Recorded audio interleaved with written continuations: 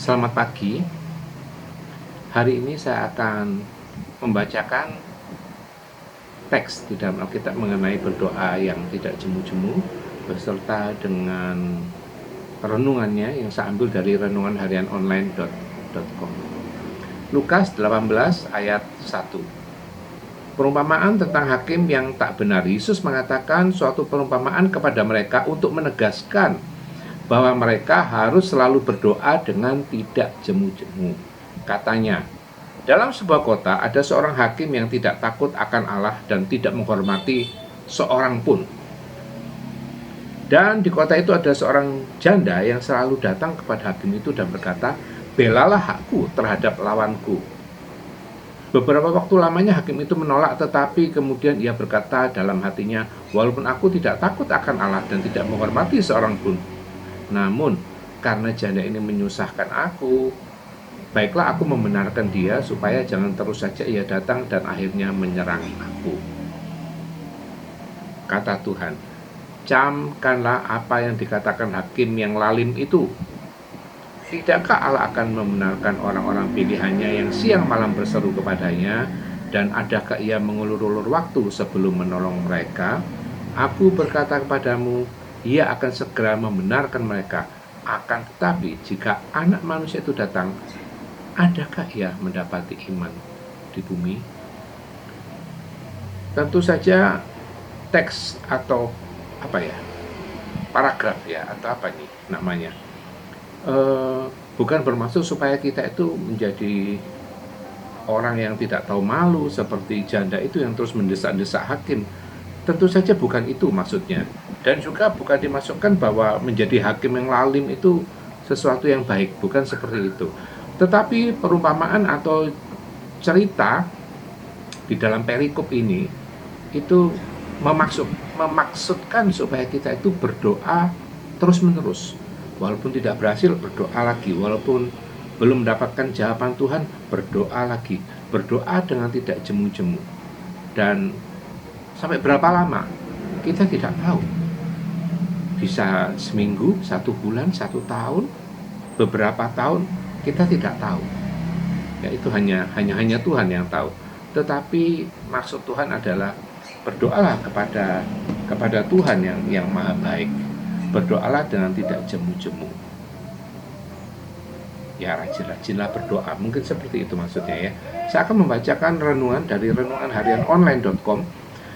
Ada banyak orang yang ingin doanya langsung dijawab instan. Kalau bisa secepat bikin kopi.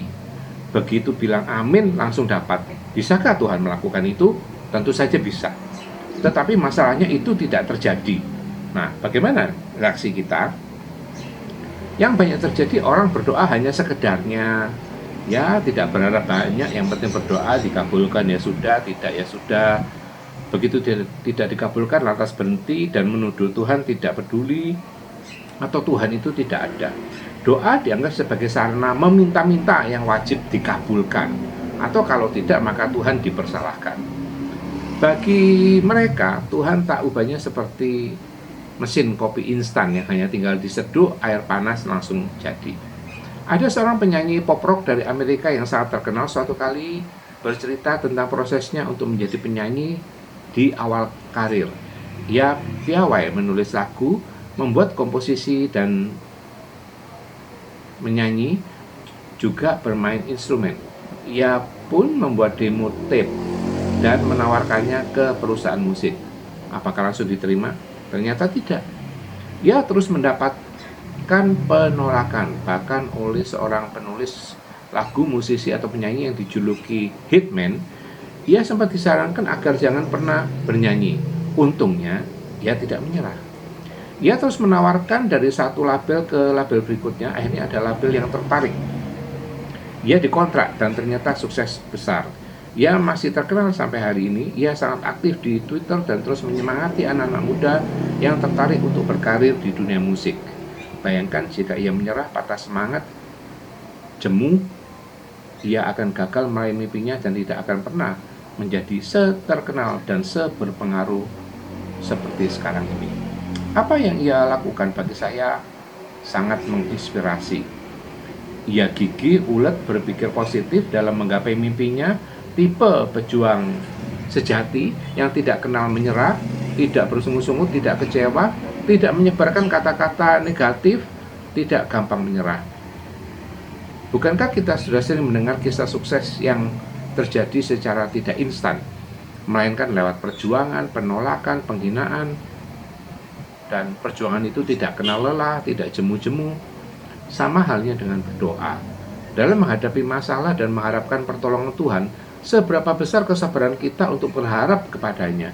Kita sering lupa bahwa ketidaksabaran menjadi penghalang terbesar bagi kita untuk menikmati janji-janji Tuhan. Awalnya mungkin kita berdoa dengan rajin, tapi karena jawaban tidak kunjung datang secepat yang kita kehendaki, intensitas doa pun menurun drastis hingga akhirnya berhenti total. Ada yang bahkan hanya sekali, dua kali, dan kalau tidak cepat dijawab, maka mereka segera kecewa. Lalu banyak pula yang segera mencari alternatif lain, termasuk yang berhubungan dengan kuasa kegelapan. Apakah karena terlanjur kecewa pada Tuhan, sehingga tidak percaya lagi dan tidak bisa sabar lagi? Marilah kita berdoa dengan tidak jemu-jemu. Dan Tuhan itu tahu, Tuhan melihat, Tuhan mendengar. Mungkin Tuhan sedang melihat hati kita. Apakah hati kita siap atau tidak menerima jawaban dari Tuhan? Kita tetap tunduk pada Tuhan, dan biarlah kehendak Tuhan yang jadi di dalam kehidupan kita, karena kehendak Tuhan itu adalah kehendak yang terbaik.